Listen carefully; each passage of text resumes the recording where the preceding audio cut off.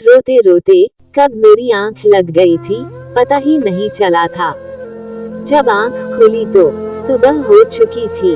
सीमा जाकर किचन में चाय बनाने लगी।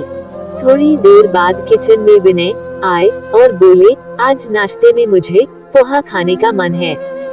इतना बोलते हुए वो चले गए मानो रात की बात उन्हें याद ही ना हो। सीमा ने सोचा, क्या भगवान जब मर्दों को बना रहे थे तो उनके सीने में आर्टिफिशियल दिल लगाया था, जो उन्हें औरतों की भावनाओं की या उनके आंसुओं की कद्र नहीं होती है। खाने की मेज पर जब सभी लोग आए तो सीमा ने नाश्ता लगाया। उसकी बेटी सोनिया ने कहा, मम्मी आपकी आंखें सूजी हुई क्यों है? क्या आप रात में सोई नहीं या फिर से रोई हैं?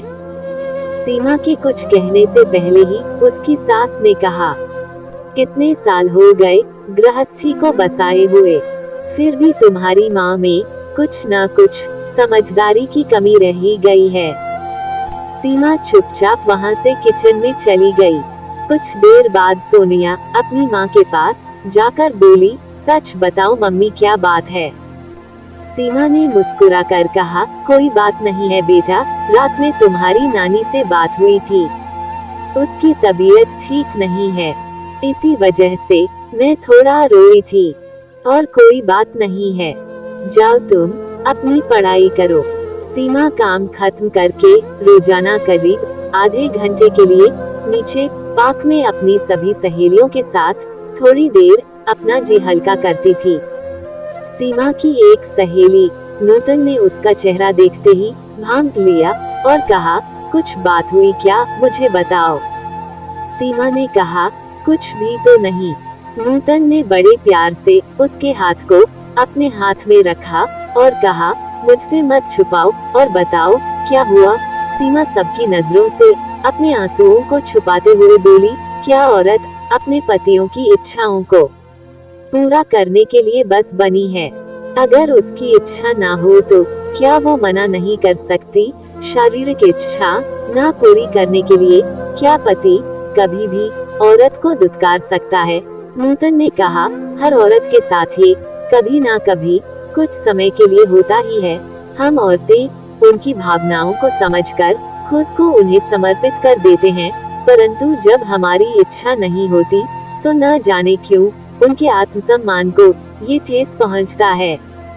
हम औरतें दुखी होती हैं, रोती हैं, पर आदमी वो अपनी बात कहकर आराम से मुंह घुमाकर सो जाते हैं, और हम औरतें रोकर अपना जी हल्का करते हैं।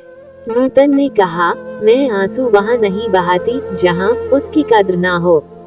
पहले मेरे पति मुंह घुमा कर सोते थे, अब मैं अपनी बात को रखकर दूसरे कमरे में जाकर सो जाती हूँ। अगर मैं उनकी इच्छाओं और भावनाओं का सम्मान करती हूँ तो उन्हें भी मेरी इच्छाओं और भावनाओं का सम्मान करना होगा। वैवाहिक जीवन का ये भी एक अभिन्न अंग है, तो आंसुओं को वहाँ बहाओ जहाँ इसकी कद्र हो। नूतन ने बड़े प्यार से सीमा को बोला, अधिकतर औरतों को अपने पति से ये शिकायत होती है, किंतु वो इसके बारे में बात करने से शर्माती और घबराती हैं। ना का मतलब ना होता है, चाहे वो पति के लिए हो या किसी के लिए हो। अगर तुम ना कह रही हो तो उसके बाद आंसू बहाने की तो कोई आवश्यकता ही नहीं है। सीमा ने कहा, तुमसे बात करके मेरा मन बहुत हल्का हुआ, और मैं अपने आंसुओं को वहाँ नहीं बहाऊंगी जहाँ इसकी कद्र ना हो। सीमा जब घर आई तो आत्मविश्वास के साथ भरा हुआ उसका चेहरा था। बेटी ने कहा, मम्मी ठीक हो? सीमा मुस्कुराकर बोली, हाँ बेटा, मैं बिल्कुल ठीक हूँ।